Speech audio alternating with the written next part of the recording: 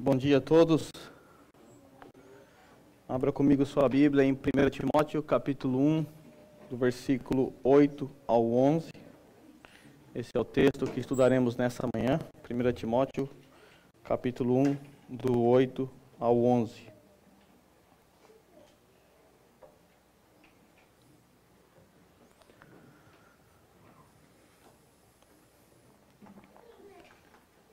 Diz assim a palavra do Senhor: Sabemos que a lei é boa, se alguém a usa de maneira adequada. Também sabemos que ela não é feita para os justos, mas para os transgressores e insubordinados, para os ímpios e pecadores, para os profanos e irreverentes, para os que matam pai e mães, para os homicidas, para os que praticam imoralidade sexual e os homossexuais, para os sequestradores, para os mentirosos e os que juram falsamente, para todo aquele que se opõe à sã doutrina. Esta sã doutrina se vê no glorioso Evangelho que me foi confiado, o Evangelho do Deus bendito. Curva sua cabeça por um instante. Deus, nós estamos diante da Tua palavra e suplicamos ao Senhor mais uma vez. Fale aos nossos corações, nos instrua nessa manhã e que possamos olhar para o Senhor após contemplar a Tua lei que será exposta parcialmente diante dos nossos olhos nessa manhã. Eu te agradeço mais uma vez pela Tua palavra. Amém. Nós temos estudado na carta que o apóstolo Paulo escreveu a Timóteo, o seu verdadeiro filho na fé. Nós já vimos nas questões introdutórias o motivo de Paulo escrever essa carta, o motivo que Paulo tinha para deixar o seu filho em Éfeso, para colocar aquela igreja em ordem. Nós vimos no sermão passado que falsos mestres judaizantes haviam se intrometido no seio daquela igreja e esses começaram a disseminar algumas doutrinas estranhas à fé cristã. Nós vimos no finalzinho, no versículo 7, que esses falsos mestres, alguns deles, queriam ser mestres da lei. E com isso, fica-nos evidente que Paulo está tratando, pelo menos nessa porção, dos judaizantes, os falsos mestres judaizantes. Por essa razão, a partir do versículo 8, Paulo começa a explicar o uso adequado da lei. Ainda que parcialmente, Paulo não vai fazer uma exposição profunda a respeito da lei de Deus, mas ele vai explicar um pouco da lei, um pouco da sua utilidade, para que ela serve, e nós vamos meditar hoje a respeito da lei de Deus. Porque esse era um problema que estava acontecendo naquela igreja. Pessoas que se alegavam, que tomavam para si o título de mestres da lei, e Paulo diz que essas pessoas mesmas, elas não conheciam a lei.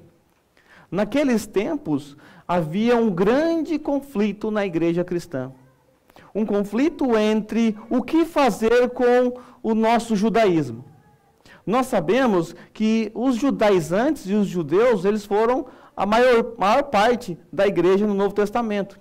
E eles não conseguiram diferenciar as substâncias das duas alianças. Por conta disso, por conta desse período transicional, houve uma certa dúvida com relação ao que fazer com cerimônias do Antigo Testamento, o que fazer com relação à lei de Deus. Será que nós devemos continuar sendo judeus e anexar o cristianismo à nossa fé? Será que é assim que nós devemos fazer? Ou nós devemos menosprezar toda a lei? Todo o Antigo Testamento agora é só graça? Essa foi uma discussão que surgiu logo nos primórdios da igreja. Por exemplo, quando nós lemos Atos capítulo 15, nós percebemos ali o primeiro concílio em Jerusalém, que foi para tratar exatamente desse problema. Como lidar com a lei. Veja o que diz Atos capítulo 15, versículo 1, e perceba a problemática que estava presente naquele tempo, já no primeiro século. Diz assim: alguns homens desceram da Judéia para Antioquia e passaram a ensinar aos irmãos. Olha o que eles começaram a ensinar aos irmãos. Se vocês não forem circuncidados conforme o costume ensinado por Moisés, não poderão ser salvos. E aí, esse ensinamento, ele é correto? Afinal, foi Deus que instituiu a circuncisão na antiga aliança. Então, evidentemente, nós devemos obedecer. Então, muitas pessoas começaram a entender dessa forma. Temos que obedecer, pois é a lei de Deus. Deus deu a lei, então nós temos que obedecer. A lei não foi revogada. Então, é justo, é correto observar alguns aspectos, ou todos os aspectos da lei de Moisés. E esses aqui diziam algo do tipo: vocês precisam passar pela circuncisão, se assim não fizer, vocês não serão salvos. No finalzinho, o último versículo, versículo 5, diz assim: então se levantaram alguns dos partidos religiosos dos fariseus que haviam crido, tá? Fariseus que haviam crido, preste atenção. Eram fariseus que se tornaram cristãos. Fariseus que creram em Cristo Jesus. E eles disseram: é necessário circuncidá-los e exigir deles que obedeçam à lei de Moisés. Nesse concílio, foi resolvido que os cristãos não deveriam se apegar a esses rituais. O problema aparentemente foi resolvido. Pelo menos pontualmente foi resolvido. Uma carta foi escrita e essa carta foi levada e distribuída em algumas igrejas. Mas nós percebemos aqui, logo nos primórdios da história da igreja, este embate a respeito do relacionamento da lei com o cristão. Como o cristão deve se relacionar com a lei? Lá na igreja da Galácia também, o apóstolo Paulo enfrentou o mesmo problema. Anos depois do concílio de Jerusalém, veja só, o mesmo problema persistia nas igrejas do primeiro século. Falsos mestres judaizantes haviam se intrometido lá nas igrejas da Galácia, são algumas igrejas numa região, e começaram a disseminar heresias. As mesmas heresias: é necessário passar pela circuncisão. Para você se tornar um cristão, primeiro você tem que ser um judeu. Então, gentios, passem pela circuncisão, se vocês querem ser um cristão de verdade. Paulo respondeu a isso em Gálatas, capítulo 2, versículo 15 e 16, o seguinte. Preste atenção à resposta que Paulo dá. Nós, judeus de nascimento, e não gentios pecadores, sabemos que ninguém é justificado pela prática da lei, mas mediante a fé em Jesus Cristo. Olha o que Paulo faz nesses pequenos trechos aqui, nesse pequeno versículo, esses dois. Nós, judeus de nascimento. Paulo coloca os judeus numa categoria muito elevada. Nós, judeus de nascimento, da linhagem de Abraão, puro sangue. Não somos vira-latas, somos judeus verdadeiros. Do outro lado da balança, ele coloca os gentios e joga ele lá para baixo, pecadores. Nós, judeus de nascimento, e não gentios pecadores. Há uma grande distinção entre esses dois povos. Mas veja o que Paulo vai fazer. Assim, nós também cremos em Cristo Jesus para sermos justificados pela fé em Cristo. Nós, judeus de nascimento, puro sangue, aqueles que receberam a lei, que são descendentes diretos de Abraão, nós também precisamos fazer algo para ser salvo. O que nós precisamos fazer para ser salvo, justificado? Crer em Cristo Jesus. E os gentios, pecadores, precisam também crer em Cristo Jesus. Paulo iguala os dois. Ou seja, a justificação pela fé não é atrelado ao fato de alguém ser judeu de nascimento, de alguém possuir a lei de Moisés. A justificação não é com base na observação ou na obediência à lei. Paulo diz isso: ninguém será justificado pela prática da lei.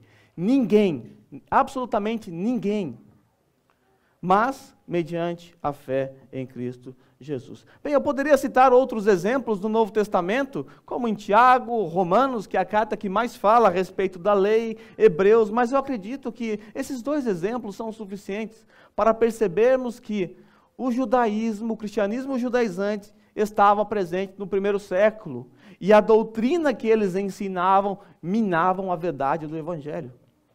Por essa razão, Paulo chama esse evangelho judaizante lá na Galácia de um outro evangelho, um evangelho anátema, um falso evangelho, e aqueles que propagam esse tipo de evangelho deveriam ser considerados amaldiçoados, porque não se trata do evangelho.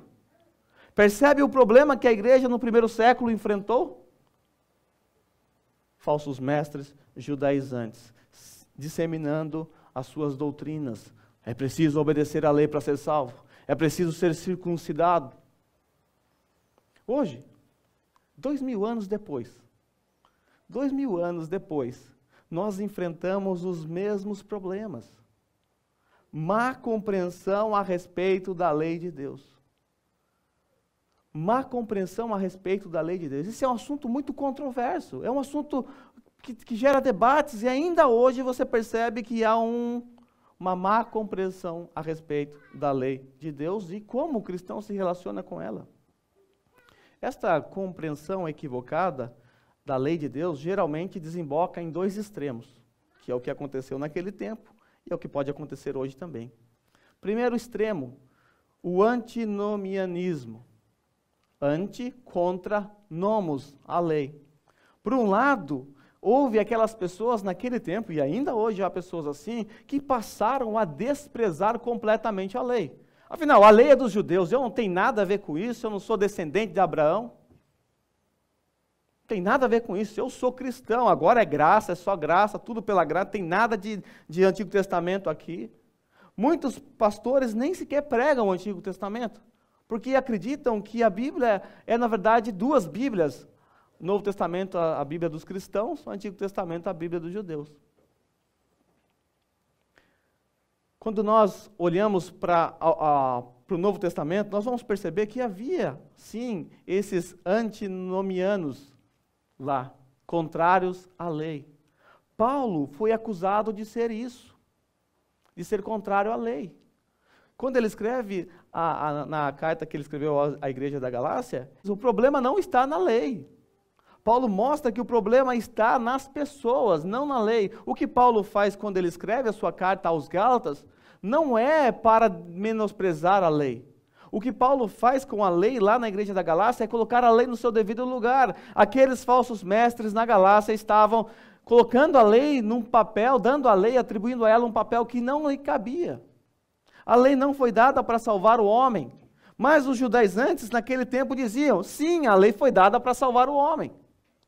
E Paulo vê que isso é uma grande heresia. E Paulo foi então acusado de ser contra a lei. Mas Paulo não era contra a lei. Mas há um outro extremo. O outro extremo é o legalismo.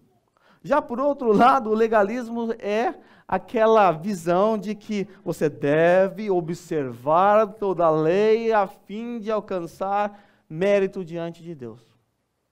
Que pode ser percebida, sobretudo, na vida dos fariseus. Que além de ter a lei de Moisés em suas mãos, eles criaram também as suas próprias leis. Lei sobre lei. E Jesus fala que eles mesmos não conseguem sequer obedecer às suas próprias leis. Então, um risco muito grave, um risco muito perigoso que pode ocorrer ao lidarmos com a lei é sermos contra ela ou sermos extremamente apegados a ela. Dois extremos perigosos. Paulo vai nos mostrar, nesse texto que nós estamos estudando, que a lei não é má. Ele diz, sabemos que a lei é boa. O problema nunca esteve na lei. O problema está em nós, que somos infratores da lei. Se você passa um sinal vermelho e o guarda para você e te dá uma multa, o problema não está na lei. O problema não está no semáforo. O problema está em você, que não respeitou a lei.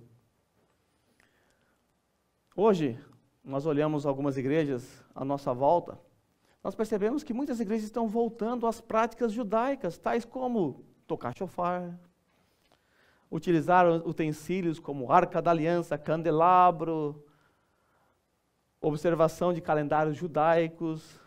E algumas vezes, nós chegamos para cumprimentar alguém, e aí, tudo bem? Shalom, Adonai! Você fala, saúde, filho, calma, o que é isso? As práticas do judaísmo estão voltando. Alguns acordaram, né? Desculpa aí acordar, atrapalhar o sono de vocês. Muitas igrejas hoje estão voltando às práticas judaicas. As práticas judaicas, o evangelho não tem sido suficiente para essas pessoas. Hoje, algumas pessoas entendem que a lei se refere ao Antigo Testamento. Se eu pedir assim, por favor, me faça uma divisão na Bíblia, lei e graça. Algumas pessoas vão dizer, eu sei, essa eu sei, deixa comigo. Lei Antigo Testamento, graça Novo Testamento. Algumas pessoas fazem essa distinção. Não há graça no Antigo Testamento e também não há lei no Novo. Mas será mesmo? Será que nós encontramos essa distinção na própria Escritura? Será que ela faz essa distinção? É verdade que a lei está presente no Antigo Testamento de forma bem exaltada. E que a graça, ela se destaca mais na Nova Aliança. Mas isso é por conta de um processo revelacional. Por causa da revelação progressiva. A lei e a graça, elas não são inimigas, como propõem algumas pessoas. Lei e graça andam de mãos dadas. A lei tem um papel fundamental. E a graça tem também o seu papel fundamental. A lei está subjugada à graça. A lei, ela serve para nos levar ao nosso mediador. Nós vamos ver o propósito da lei no próximo sermão. Eu não vou conseguir chegar lá hoje, evidentemente. Mas algumas pessoas acreditam que o Antigo Testamento é a lei, e o Novo Testamento é a graça. E é uma pergunta óbvia a ser feita para essas pessoas. Se o Antigo Testamento nós temos somente a lei e exclusivamente a lei, como as pessoas da Antiga Aliança foram salvas? Será que Moisés foi salvo obedecendo a lei? Será que Abraão foi salvo porque obedeceu a lei? Como as pessoas podem ser salvas na Antiga Aliança se lá não há graça? Essas pessoas, se forem coerentes com a sua teologia, deverão afirmar que essas pessoas foram salvas porque obedeceram à lei. E algumas pessoas acreditam nisso, que Deus deu a lei na Antiga Aliança para que o homem observasse, obedecesse e fosse salvo. Mas na Nova Aliança, Deus abole a lei, Ele cancela a lei, e agora é graça, não precisa mais obedecer à lei. O método de Deus salvar a raça humana muda. A Antiga Aliança, no Antigo Testamento, era através da lei, no Novo Testamento, através de Jesus. Como se Deus tivesse dois modelos, ou dois tipos de salvação para o homem. Essas pessoas se esquecem do que Paulo disse em Gálatas, capítulo 15, versículo 16, que foi o texto que nós acabamos de ler. Ninguém é justificado pela prática da lei. Quer que eu seja mais enfático? Ninguém. Sabe o que significa ninguém? É ninguém. Nem Abraão, nem Davi, nem Moisés. Ninguém pode ser salvo observando a prática da lei. Paulo termina esse versículo 16, dizendo assim: não pela prática da lei, porque pela prática da lei ninguém será justificado. Essas pessoas também se esquecem que o Evangelho já estava presente na Antiga Aliança. O Evangelho estava lá na Antiga Aliança. Quando Deus prometeu enviar o descendente da mulher, lá em Gênesis 3,15, ali nós encontramos o proto-evangelho. Lembra que Deus havia feito um pacto com Adão, um pacto da qual ele exigiu uma observação, uma obediência? Adão tinha que obedecer a uma ordem, a uma lei que Deus havia dado. Não comer do fruto proibido. Nós conhecemos a história, Adão cai, fracassa, arrasta toda a raça humana junto com ele. O que nós encontramos em Gênesis 3,15? Senão o Evangelho. O texto nos diz que Deus anuncia que enviaria o descendente da mulher. E o descendente da mulher, ele teria seu calcanhar ferido pela serpente, essa era uma sentença dada à serpente nessa circunstância, mas o descendente da mulher esmagaria a cabeça daquela serpente. Aqui nós temos o proto-evangelho sendo anunciado já no Jardim do Éden. Já no Jardim do Éden, Deus já anunciou a salvação através do nosso Senhor Jesus Cristo. Pela revelação progressiva, olhando do Novo Testamento, hoje nós sabemos que Gênesis 3,15 se refere ao nosso Senhor Jesus Cristo. Evangelho, Jesus está na Antiga Aliança. Ele está presente e Ele é o meio pelo qual as pessoas são salvas naquela administração. Como nós somos salvos hoje? Olhando para o passado. Hoje você é salvo porque você olha para o que aconteceu no passado, na cruz de Cristo. Como o povo da Antiga Aliança era salvo? Como? Olhando para o futuro. Aguardando com fé na chegada do descendente da mulher. Essas pessoas também se esquecem que o Evangelho foi pré-anunciado a Abraão. Gálatas 3,8 diz assim: prevendo a Escritura que Deus justificaria os gentios pela fé, pré-anunciou o evangelho a Abraão. Ou anunciou primeiro as boas novas a Abraão, dependendo da sua versão. E o texto diz assim, por meio de você, essa foi a promessa, esse foi o anúncio, por meio de você, Abraão, todas as nações serão abençoadas. Onde é que está o evangelho nisso?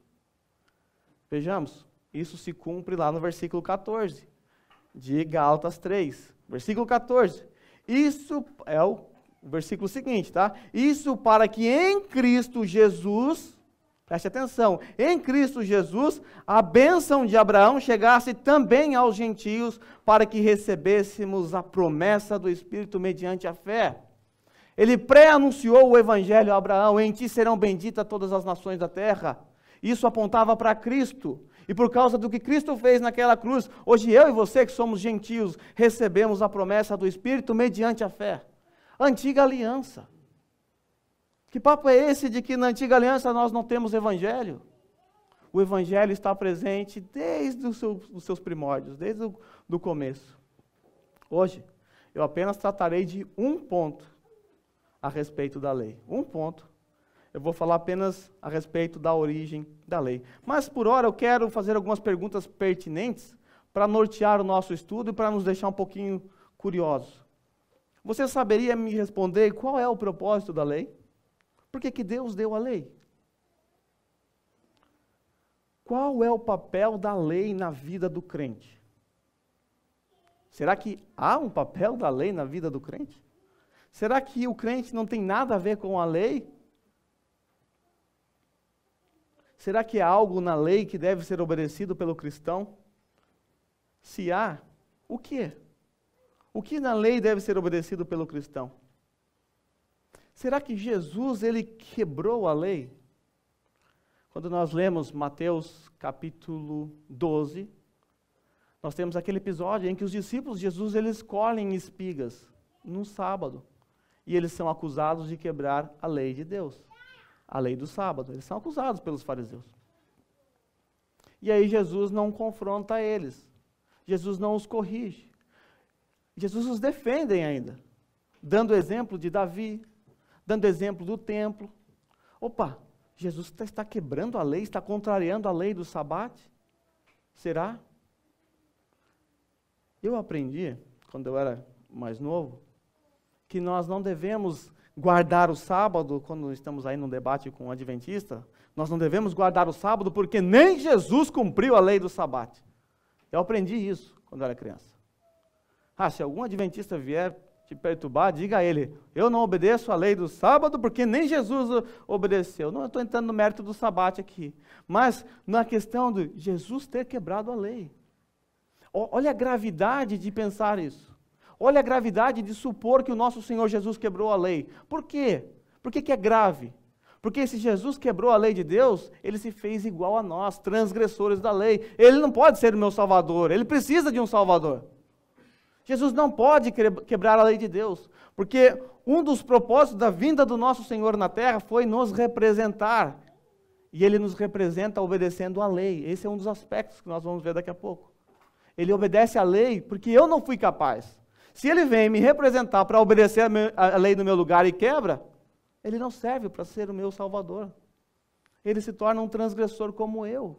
Ele se torna um inimigo de Deus, do próprio Pai. Outra pergunta. Será que Jesus alterou a lei? É comum a gente ouvir esse tipo de argumento.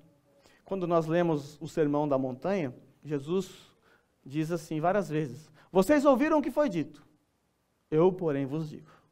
Vocês ouviram o que foi dito, eu, porém, vos digo. E aí algumas pessoas, ao olhar descuidadosamente para esse texto, acabam entendendo o seguinte: Jesus está alterando a lei. Vocês ouviram o que foi dito? Essas pessoas pensam, a lei de Moisés. Agora Jesus está dando um outro significado. Jesus está mudando a lei aqui. Será que Jesus mudou a lei de Deus? Nós vamos chegar lá mais para frente. Não havia lei antes de Moisés? Quando nós pensamos em lei, automaticamente a nossa mente vai lá para Moisés. Você é transportado automaticamente para Moisés. Mas será que não havia lei antes disso? A lei não estava presente no mundo antes de ser entregue a Moisés através das tábuas? E por que Paulo, nesse texto, ele diz que a lei é boa? Por que Paulo nesse texto diz que a lei é boa? Eu quero responder essas questões, todas elas, no desenrolar desses estudos. Não hoje, evidentemente. Mas vamos começar com a origem da lei. Quero apresentar a vocês a origem da lei. De onde que veio a lei? Primeira coisa que eu quero que vocês tenham em mente, e isso já nos ajuda a responder a primeira sentença do versículo 8, quando Paulo diz, sabemos que a lei é boa. Qual é a origem da lei? Entenda, a lei teve origem no próprio Deus. E a lei, ela reflete o caráter moral de Deus. E é na lei que nós encontramos o padrão de perfeição e santidade exigido por Deus. E isso por si só já lança a luz no versículo 8. Sabemos que a lei é boa. Paulo corrobora também com isso em Romanos 7,12, quando ele diz que a lei é santa. Então fica-nos evidente que o problema não está na lei. O problema é você, o problema sou eu. O problema está em nós. A lei é boa. Ela teve origem em Deus. Ela reflete o caráter moral de Deus. Agora imagine Jesus quebrando a lei. Veja só o problema que é, se Jesus quebrou a lei. Ele foi contra o caráter moral de Deus. Ele foi contra si mesmo. A primeira menção que nós temos de uma lei, de outra forma, dada de outra forma, mencionada nas Escrituras, se encontra em Gênesis. Quando Deus deu a Adão uma lei de obediência universal. Como é que Deus deu essa lei a Adão, uma lei de obediência universal? Ele escreveu uma tábua de pedra, ele mandou um e-mail. Como é que Deus entregou essa lei a Adão?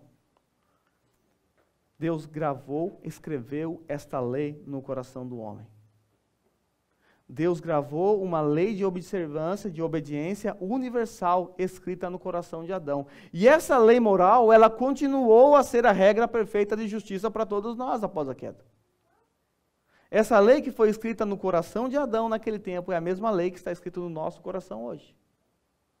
Na nova aliança, a lei que está escrita no nosso coração, da mesma forma como esteve escrita no coração de Adão.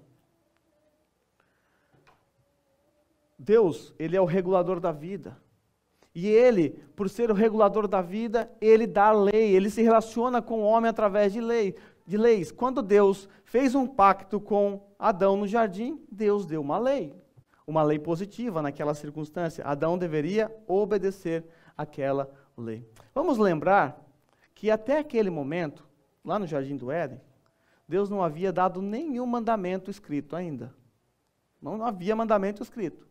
O mandamento estava apenas gravado no coração do homem. Deus havia dotado o homem com uma consciência de uma lei universal que foi registrada no seu coração. Os teólogos chamam de lei natural ou lei da natureza. Calvino entendia que essas leis naturais, elas mais tarde foram registradas em tábuas de pedra.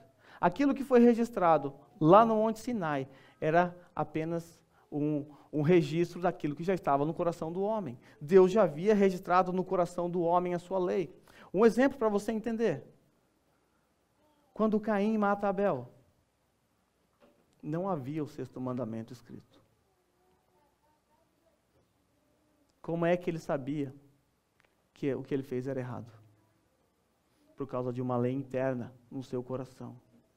Ele sabia que aquilo que ele fez com o seu irmão era uma quebra da lei de Deus.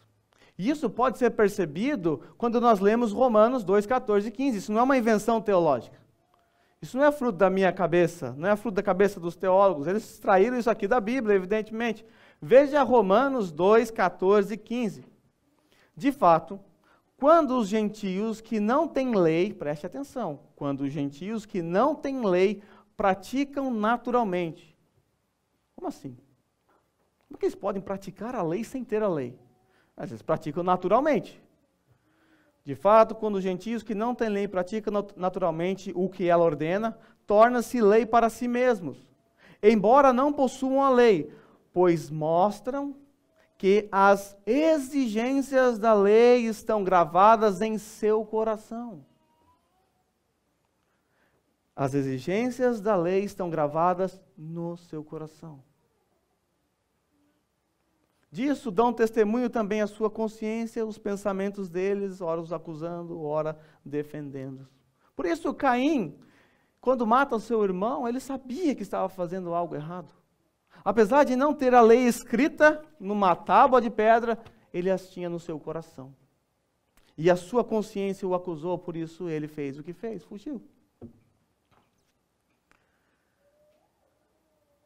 No Éden, lá no jardim, Deus deu um preceito particular a Adão, uma lei, de não comer do fruto da árvore do conhecimento do bem e do mal. O que é que nós temos aqui? Nós temos uma lei positiva. O que é uma lei positiva? Uma lei positiva é uma lei dada para um propósito específico, e essa lei, quando ela cumpre esse propósito, ela perde a sua razão de existir. Por exemplo, Deus disse a Adão, não coma dessa árvore. Certo? Deus proibiu. Esse mandamento é para nós hoje? Alguém sabe onde é que está essa árvore? Existe uma árvore da qual não podemos comer hoje? Esse mandamento, ele perde o seu uso, ele deixa de existir quando é quebrado por Adão. É um mandamento positivo. Deus estabeleceu ali com Adão, através do seu pacto de obras, e ele declara Adão como nosso representante, o representante de toda a raça humana.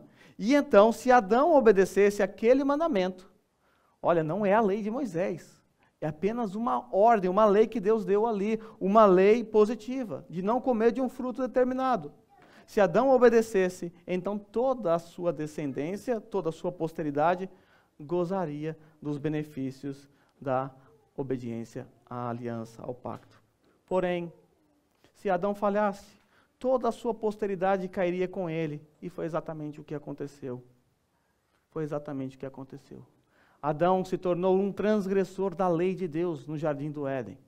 E é isso que eu e você somos, por conta de Adão. Nós nascemos transgressores da lei de Deus. Nós nascemos inimigos da lei de Deus. Nós desprezávamos a lei de Deus. Romanos 5,12 diz isso. Portanto, da mesma forma como o pecado entrou no mundo por um homem, a saber, Adão, e pelo pecado a morte, lembra da consequência? No dia que vocês comerem, certamente morrerão. O pecado entrou com Adão, entrou com ele a morte. Assim também a morte veio a todos os homens, ou seja, a todos os seus descendentes, porque todos pecaram. Pois antes de ser dada a lei, aqui a lei de Moisés, antes de ser dado a lei, o pecado já estava no mundo, mas o pecado não é levado em conta quando não existe lei. Todavia, veja só, não ficaram impunes aquelas pessoas antes da lei. A morte reinou desde o tempo de Adão até o tempo de Moisés, quando a lei foi dada, a lei escrita. Mesmo sobre aqueles que não cometeram pecado semelhante à transgressão de Adão, porque não é mais possível cometer aquele pecado, não existe mais aquela árvore, aquele que era um tipo daquele que haveria de vir. Paulo chama o Senhor Jesus Cristo de um tipo daquele que havia de vir, um tipo de Adão. E Paulo vai deixar isso claro nesse capítulo ainda, capítulo 5 de Romanos, que Jesus Cristo, ele é o segundo Adão. A morte entrou no mundo por meio do Adão, nosso pai. Mas a Bíblia apresenta um segundo Adão, um segundo representante. Jesus Cristo fez aquilo que Adão não foi capaz de fazer. O que é que Cristo veio fazer aqui na terra? Um dos propósitos dele. Obedecer naquilo que Adão não obedeceu. Adão transgrediu a lei de Deus. Cristo não pode transgredir a lei de Deus, porque senão ele se torna um como Adão. Ele não pode quebrar a lei do Senhor. Por isso, por essa razão, Adão é um tipo daquele que haveria de vir. Jesus é o antitipo de Adão. Os dois são comparados, porque o que um fez errado, o outro fez certo. Aquele nosso representante Adão quebrou a lei, desobedeceu. O nosso representante Cristo, ele obedeceu perfeitamente às exigências da lei, nos livrando assim da maldição da lei que estava em nós. Nós veremos no próximo sermão o propósito da lei. Mas por ora eu quero apenas pisar um dos propósitos da lei com vocês. para concluir esse sermão hoje. A lei foi dada para ressaltar as nossas transgressões. Um dos propósitos da lei, somente um hoje. Ela foi dada para ressaltar a nossa transgressão. Como funciona a lei? A lei, ela funciona como um espelho diante de nós. Um espelho, ele está ali apenas para revelar toda a sua sujeira. O espelho não serve para te limpar. Você não usa um espelho para se limpar. Você usa um espelho para se enxergar. E quando nós nos deparamos com a lei de Deus, quando nós olhamos para ela, nós nos enxergamos. Pecadores, miseráveis, corrompidos, desobedientes à lei de Deus, inimigos, infratores, merecedores da ira eterna de Deus. Esse é um dos propósitos da lei. Revelar quem nós somos. Quem nós somos. A lei, Paulo diz que a lei foi dada para que todos se calem diante dela. A função da lei é calar o ser humano pecador, cheio de sua autojustiça. Já teve a oportunidade de evangelizar alguém e alguém dizer assim para você, olha, pastor, eu não sou tão ruim assim não. Eu não matei ninguém, eu não roubei, eu sou uma pessoa boa, eu ajudo os pobres, eu faço muitas coisas boas. Eu acho que eu não mereço tão assim inferno, eu acho que eu sou até uma pessoa legal.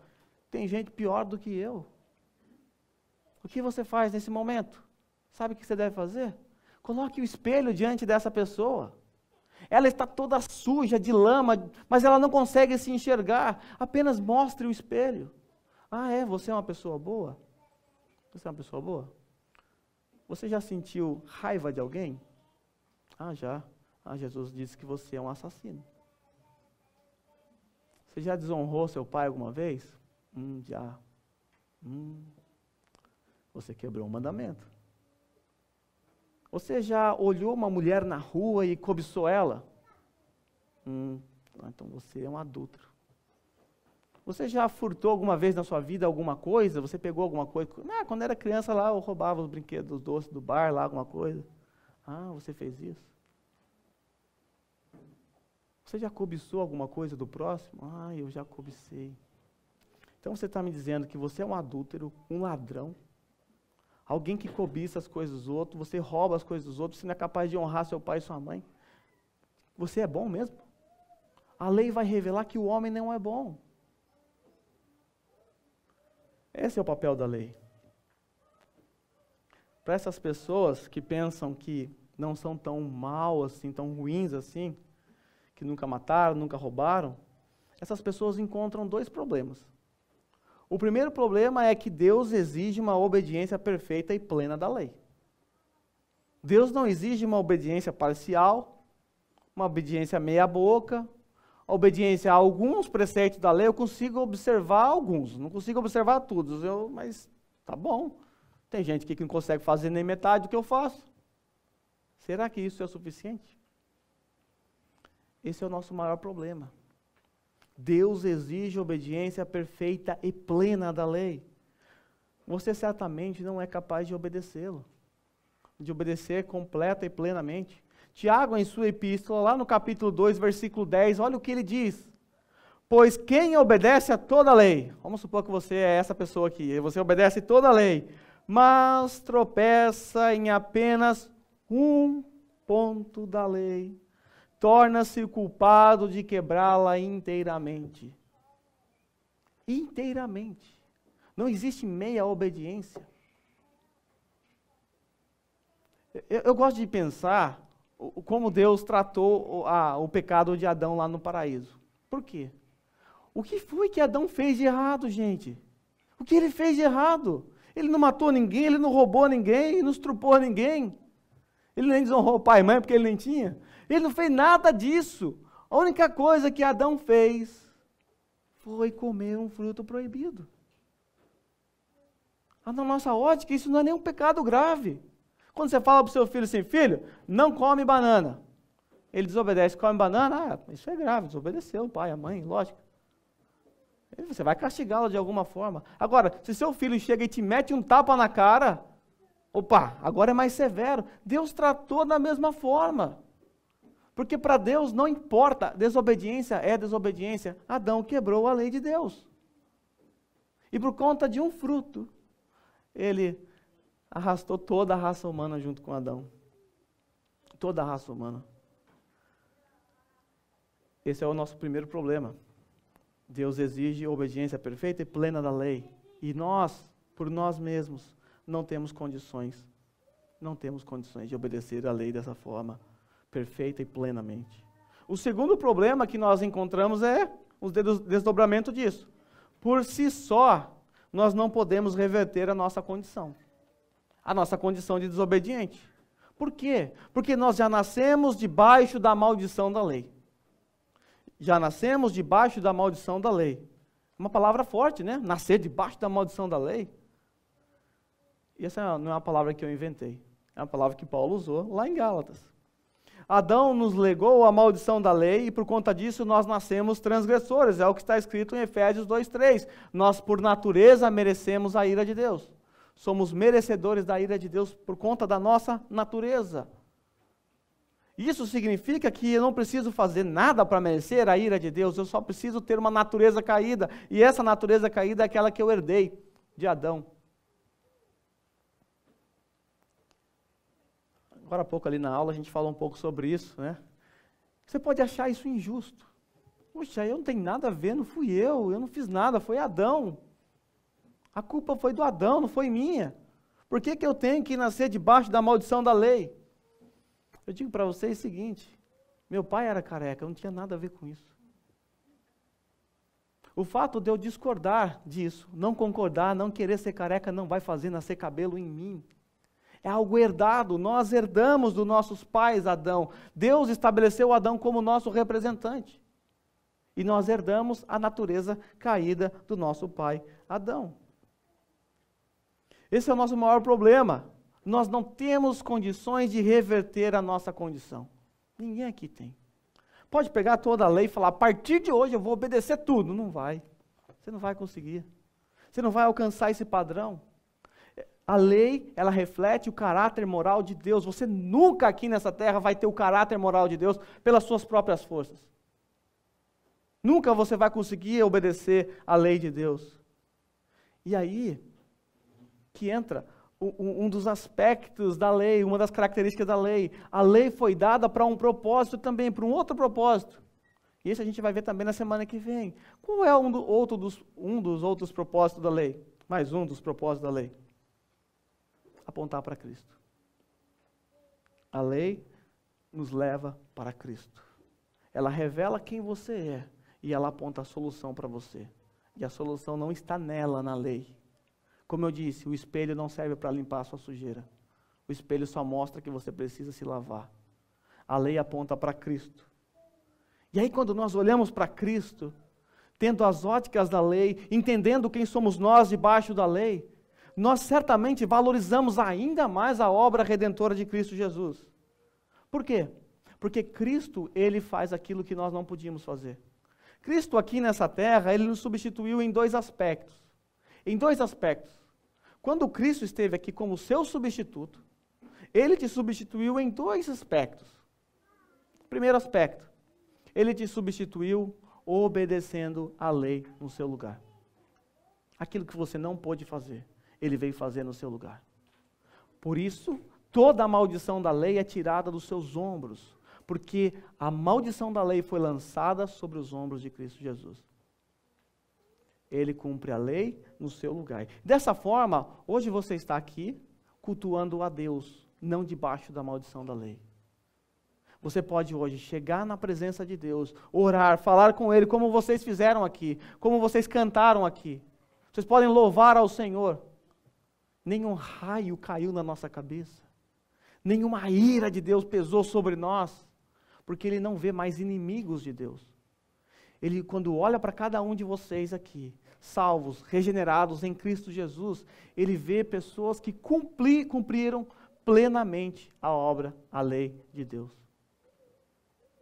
Ele vê a pessoa de Cristo Jesus em cada um de nós. Por isso, nós temos paz com Deus. Por isso, não somos inimigos dEle. Porque Cristo nos substituiu. obedecendo a lei no nosso lugar. Em Cristo Jesus, nós obedecemos perfeitamente a lei de Deus. Só que Jesus não só nos substituiu obedecendo em nosso lugar, porque nós quebramos a lei de Deus. E Deus não pode simplesmente jogar esse fato para debaixo dos panos. Tudo bem, vocês quebraram a lei de Deus, vista grossa aqui, joga para debaixo do pano, não vou ver nada. Cristo já substituiu vocês aí, que obedeceu a lei no lugar de vocês. Deus não pode fazer isso. Por quê? Porque nós quebramos a lei. E há uma consequência àqueles que quebram a lei. Algo tem que ser pago. Há um preço a ser pago. Adão pagou o seu preço. Nós pagamos o nosso preço com Adão. Nós quebramos a lei junto com Adão.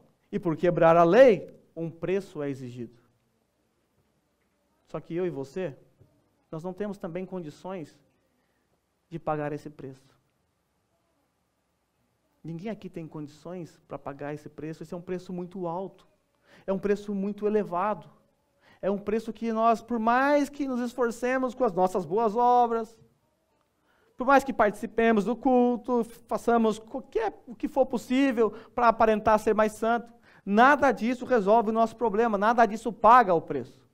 O preço exigido para a nossa redenção é um preço justo, eterno e santo, porque nós quebramos a lei de um Deus justo, eterno e santo. E como eu sempre digo, o valor da nossa dívida é medido com referência àquilo ou a quem nós ofendemos. Aquele exemplo que eu sempre uso, vocês estão já, que nem eu, carecas de saber. Se você bater um carro, dá PT no carro que você bateu e for um mira, você vai ter que pagar o mira para o rapaz. Quanto custa o mira? Ano 9, 10 mil ienes. Você saca, pagou o seu problema. Mas se você for com a mesma velocidade, com o mesmo impacto e bater numa Ferrari, numa Lamborghini, a sua dívida aumenta, mas não foi o mesmo impacto, a mesma força. Por que a sua dívida aumenta? Porque a sua dívida tem que ser medida com referência àquilo que você ofendeu. Nós ofendemos um Deus santo, perfeito e justo. Nós quebramos a lei de um Deus santo, perfeito e justo. Então qual é o preço? O preço, a moeda é santo, perfeito e justo e eterno. Alguém aqui tem essa moeda? Quem aqui é santo, perfeito, justo e eterno? Levanta a mão, por favor. Ninguém aqui. Nenhum ser humano, nem Abraão, nem Moisés, ninguém. Somente o próprio Deus é santo, justo, perfeito e eterno. Por isso ele tem que ser o nosso substituto. Gálatas 3:13 é um dos textos que eu mais gosto. Diz assim: Cristo nos redimiu da maldição da lei, quando se tornou maldição em nosso lugar.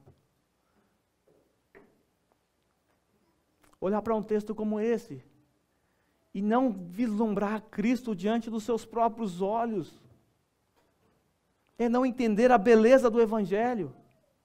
Paulo diz isso no versículo 1. Cristo foi exposto como crucificado diante dos olhos dos Gálatas, e eles abandonaram a fé. Cristo nos redimiu da maldição da lei. De que forma? Quando ele se tornou maldito no meu lugar. Quando ele se tornou maldito no seu lugar. Pois está escrito: maldito todo aquele que for pendurado no madeiro. Ele se fez maldito por mim e por vocês. Uma vez uma prima me perguntou: primo, a cruz é símbolo de bênção ou maldição? Não sei a razão dessa pergunta, provavelmente é para usar pingente, essas coisas assim, com cruz, deve ser, não sei.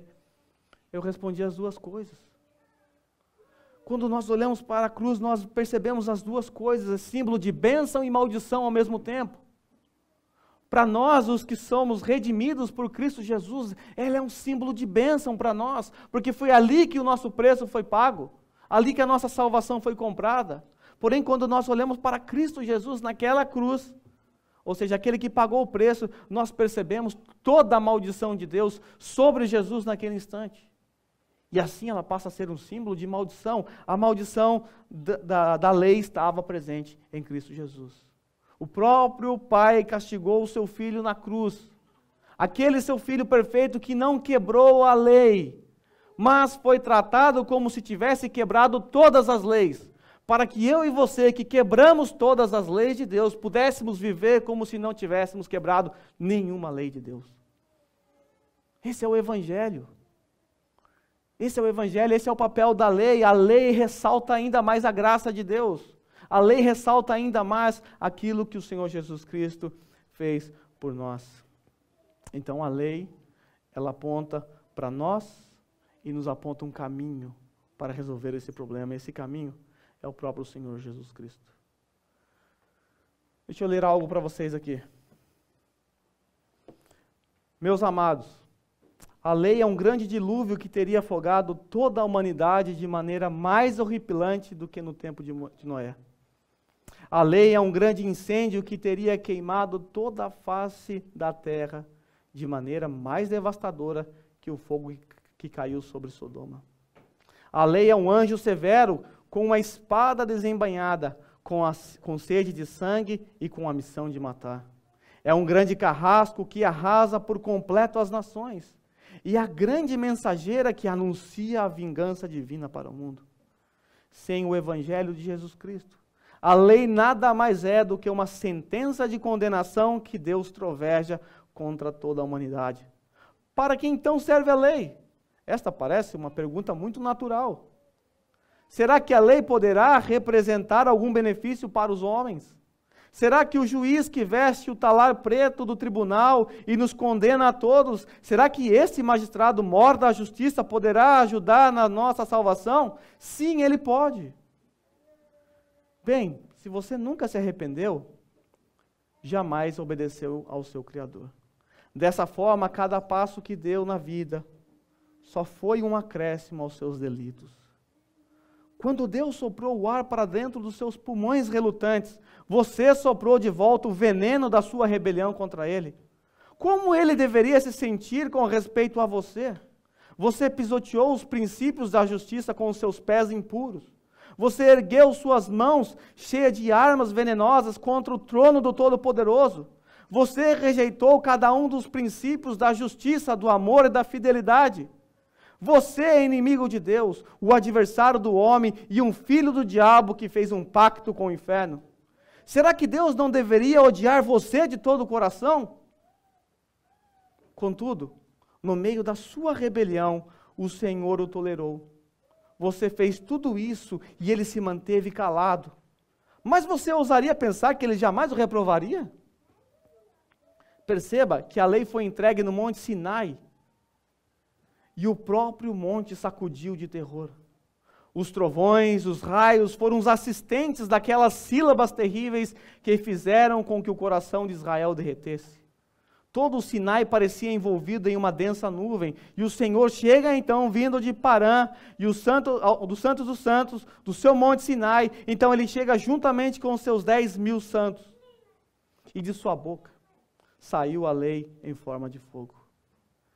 Ela era terrível, mesmo quando foi entregue, e desde aquele momento no Monte Sinai, uma torrente de lava de vingança escorreria para inundar, queimar e destruir toda a raça humana, caso Jesus não tivesse canalizado essa torrente terrível e ordenado que as ondas de lava parassem imediatamente. Se você pudesse enxergar o mundo sem Cristo, simplesmente debaixo da lei, você veria um mundo em ruínas, um mundo com o selo negro de Deus, selado e carimbado para a condenação. Você veria uma humanidade que, se conhecesse a gravidade de sua situação, estaria se escondendo de vergonha e gritando sem parar e de desespero. Você veria homens e mulheres condenados, perdidos e arruinados, e das regiões celestiais vislumbraria o grande fosso que está cavado para os ímpios, no qual toda a terra seria atirada caso a lei fosse nossa única alternativa e não tivéssemos o Evangelho de Jesus Cristo, nosso Redentor. Meus queridos, será que a lei de Deus não é suficiente para convencê-los do pecado? Sob a mão do Espírito de Deus, será que Ele não os faz sentir-se culpados? Não os faz sentir que merecem a perdição? Não os faz sentir que vocês mesmos provocaram a ira implacável de Deus? Vejam comigo, vocês nunca quebraram esses 10 mandamentos? Ao pé da letra, vocês nunca os transgrediram? Quem dentre vocês sempre honrou o pai e a mãe? Quem dentre vocês falou sempre a verdade?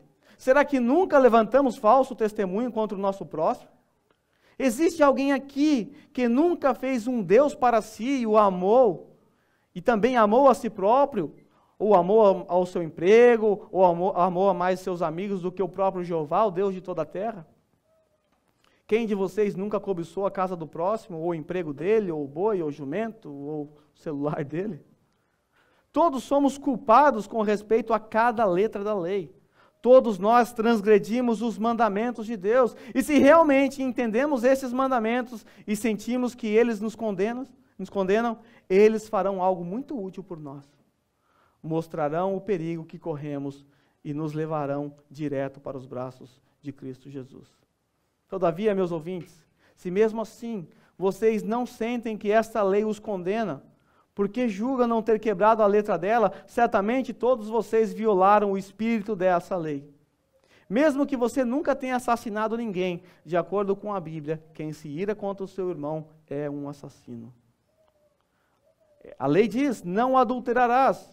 Contudo, de acordo com Jesus, a lei quer dizer que qualquer que olhar para uma mulher para desejá-la, já cometeu adultério em seu coração. A lei diz, não tomarás em vão o nome do Senhor, o teu Deus. E isso significa que devemos reverenciar a Deus em todos os lugares, tendo esse temor diante dos nossos olhos, como honrar as suas ordenanças e, acima de tudo, caminhar em seu amor e temor. Meus irmãos, certamente não há ninguém aqui tão presunçoso de sua justiça própria que em sã consciência possa alegar inocência. O espírito da lei nos condena, e é exatamente esta sua qualidade útil para nós. A lei nos humilha e nos faz saber que somos culpados, e desta forma somos guiados até o nosso Salvador. Até o nosso Salvador. Vamos orar? Deus, nós agradecemos ao Senhor, porque através da lei nós reconhecemos todos os nossos pecados. Nós reconhecemos que somos infratores da lei, incapazes de obedecê-la, incapazes de seguir esse padrão moral estabelecido pelo Senhor. Nós quebramos toda a lei do Senhor. Nós agradecemos ao Senhor porque se não fosse Cristo Jesus, nós ainda hoje estaríamos sob a maldição da lei, condenados. Nós agradecemos ao Senhor porque naquela cruz, Jesus se fez maldito no meu lugar. Naquela cruz, Jesus suportou toda a ira do Pai. Nós agradecemos porque Jesus nos substituiu, obedecendo a lei no nosso lugar e sofrendo as consequências por nós termos quebrado toda a lei. Nós louvamos ao Senhor, nós rendemos honra, glórias e louvor ao Senhor, o Deus que nos redimiu com o seu precioso sangue naquela cruz. Nós agradecemos a Tua lei, agradecemos a Tua palavra e nos ajuda, Senhor, a olhar para a lei do Senhor como o salmista via. Ele sentia prazer em meditar nela. Nos ajude, Senhor, a sempre olhar para esse espelho divino e nos enxergar, e assim encontrar em Ti a solução para os nossos pecados. Nós louvamos ao Senhor nessa manhã, nós agradecemos ao Senhor por esse culto, culto este que só foi possível porque o Senhor nos substituiu. Obrigado porque em Cristo Jesus nossos louvores foram aceitos, em Cristo Jesus as nossas orações foram ouvidas. Obrigado, nós agradecemos, nós não merecemos estar aqui, nós não merecemos ter esse privilégio de cultuar ao Senhor aqui, mas pela Tua bondade, pela Tua misericórdia, pela Tua graça nós estamos aqui hoje e louvamos ao Senhor pelo bendito Evangelho que o Senhor legou a nós. Obrigado. Encerramos esse culto no nome santo de Jesus. Amém.